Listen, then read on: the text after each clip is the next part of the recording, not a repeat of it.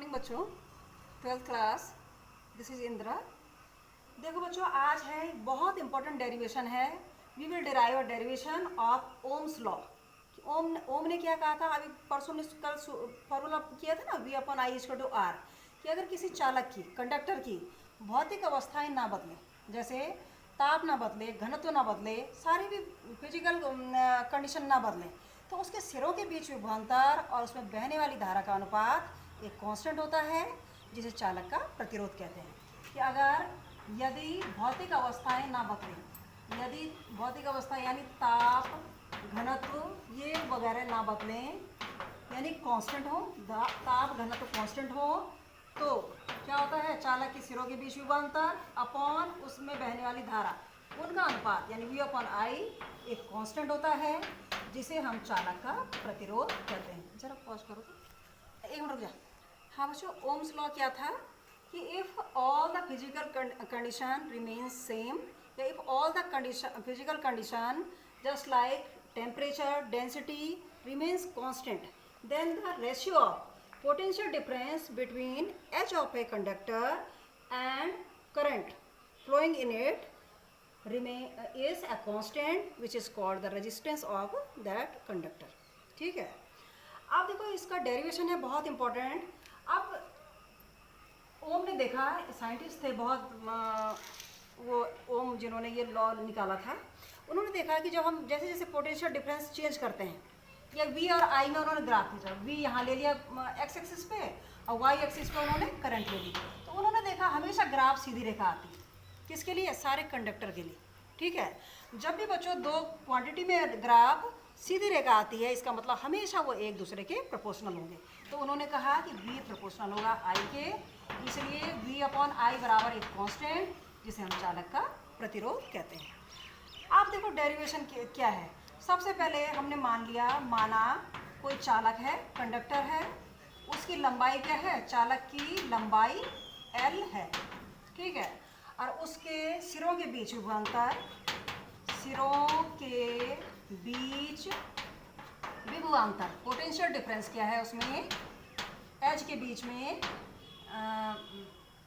V है। ठीक है। कोई चालक है, तार L लंबाई का, उसके सिरों के बीच में हमने V पोटेंशियल डिफरेंस लगाया है। तो क्या होता है? विद्युत क्षेत्र, इलेक्ट्रिक फील्ड की इंटेंसिटी क्या होती है? E equal to V upon D निकाला था, इसलिए विद्युत क्षेत्र क्या हो जाएगा? E बराबर V अपॉन L। पहले चैप्टर में पढ़ चुके हो। ठीक है। अब देखो, इलेक्ट्रॉन है, चालक में इलेक्ट्रॉन चल रहे हैं, इलेक्ट्रॉन ऋणावेशित कण हैं, मूव कर रहे हैं। तो इलेक्ट्रॉन पर उस चालक में लगने वाला बल F, E बराबर F अपॉन Q भी तुमने पढ़ा था। तो F बराबर हो जाएगा QE।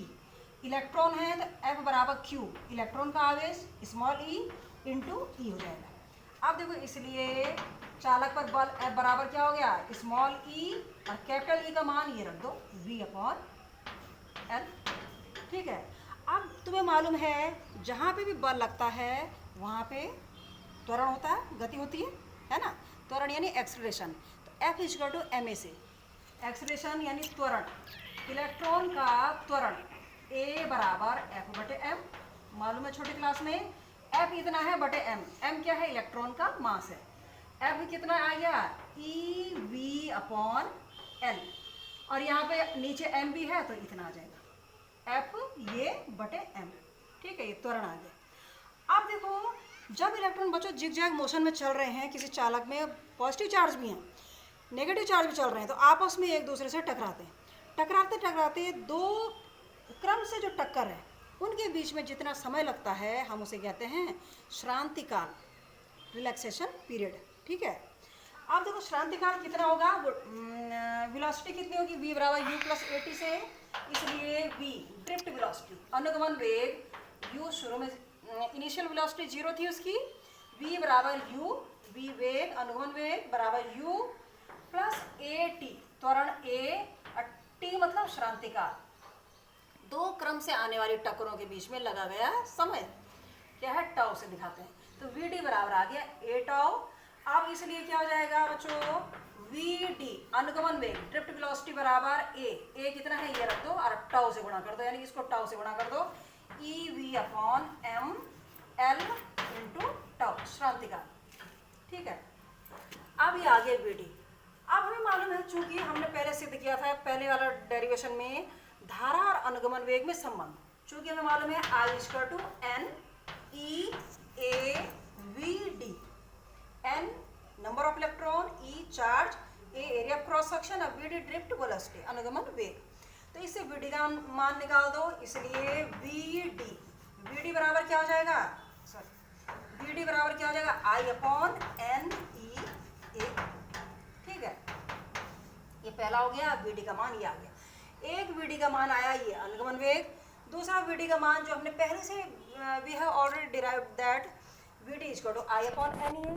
तो यहाँ से वी डी की वैल्यू इक्वेशन 1 में रख दो, इसलिए ये वैल्यू, ये मान किसमें, इक्वेशन 1 में रख कर पुटअप कर दो। तो कितना हो जाएगा, वी डी की जगह रख दो I upon N E, I upon N E A बराबर E V upon M L into tau. ठीक है, अब वी अपॉन आई निकाल दो, इसलिए V upon I equal to कितना हो जाएगा, वी अपॉन आई। कुछ देखो तो वी अपॉन आई, तो यहाँ पे देखो एन ई ए तो है ही, एन ई ए है, वी यहाँ है, आई यहाँ बटे में चला गया। अब एम एल कहाँ आएगा बच्चों, ऊपर आएगा, एम एल कैलकुलेशन है सिंपल, ई का एम एल आ गया ना ऊपर। ठीक है, ई कहाँ आएगा, ई नीचे आएगा, तो यहाँ स्क्वायर आ जाएगा बटे में आके, एम एल ऊपर आ गया, ई नीचे आ गया, टाउ ऊपर है, टाउ कहाँ आएगा, नीचे आएगा, टाउ नीचे आ जाएगा, श्रांतिकाल इतना। ठीक है, अब देखो हमने कहा ओम का नियम, उसके लिए कुछ कंडीशन है कि when the physical condition just like temperature, density, pressure remains constant, then the potential difference between H of a conductor and current, the ratio of both two remains constant. ये कब हो रहा है, V अपॉन I बराबर constant, जब हम शुरू से लेके गए थे कि ताप कांस्टेंट है और डेंसिटी कांस्टेंट है, और जब जो ताप कांस्टेंट है, जब टेम्परेचर कांस्टेंट है, तो क्या हो जाएगा, कांस्टेंट ताप पे m कांस्टेंट है, इलेक्ट्रॉन का मास है ये कांस्टेंट, उसकी लंबाई भी कांस्टेंट है, इलेक्ट्रॉन की संख्या भी कांस्टेंट रहेगी। ठीक है, अब ई इलेक्ट्रॉन का आवेश भी कांस्टेंट है, area of cross section A भी कांस्टेंट है, और टाउ भी कांस्टेंट रहेगा। ठीक है, ताप बढ़ाने पर वेग बढ़ता है। एक क्वेश्चन वो जो तुम्हारा ऑनलाइन पेपर है, मैंने एक बार सॉल्व भी किया था, अगला पेपर जो आ रहा है उसमें लिखा हुआ है कि इलेक्ट्रॉनों का अनुगमन वेग किस कोटि का होता है, तो किस कोटि का होता है, 10 की घात 5 मीटर पर सेकंड कोटि का होता है। ये आंसर है उसका, कि what is the order of drift velocity of electron, it is the order of 10 to the power 5 metre per second order, है ना।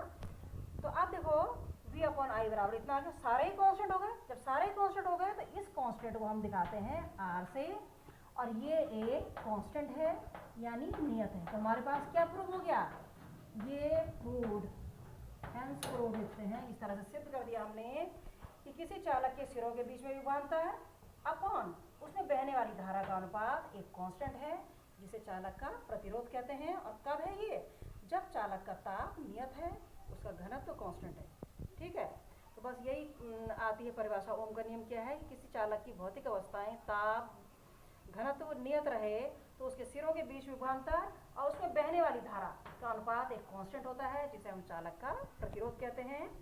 और देखो ओम का नियम का पालन कौन करते हैं, ओम के नियम का पालन क्या करते हैं, जो पालन करते हैं उनको हम ओमीय चालक कहते हैं। ओमीय चालक, ओमीय चालक, जैसे सारे कंडक्टर हैं, टंगस्टन का तार, तांबे का तार, है ना, जो ओम के नियम का पालन करते हैं, जिनके लिए v अपॉन आई बराबर कांस्टेंट होता है, या हम कह सकते हैं in other words when the graph between potential difference and I is a straight line for that ओमीय कंडक्टर।